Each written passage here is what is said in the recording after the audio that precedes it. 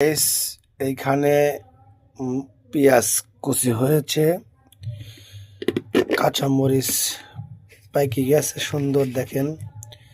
এখানে একটু এক চামচ লবণ দিলাম, লবণ, একটা ডিম সুন্দর করে ডিম ভাঙিয়ে নিলাম। ডিম ভাঙিয়ে দেওয়ার পরে সুন্দর করে রেসিপি তৈরি করলাম। এই যে একটা ডিম দিলাম, ডিম দুটা মারলাম, একটা ডিম দিলে সুন্দর হবে না, এই পরিবেশে ডিম দিলাম দুইটা। একটু ডিমটা সুন্দর করে ফেটে নিলাম, অনেক ভালো লাগবো। এটা মাটি থাল, সুন্দর পরিবেশ। এর মধ্যে অল্প আনুমানিক আটা দেয়া, মানে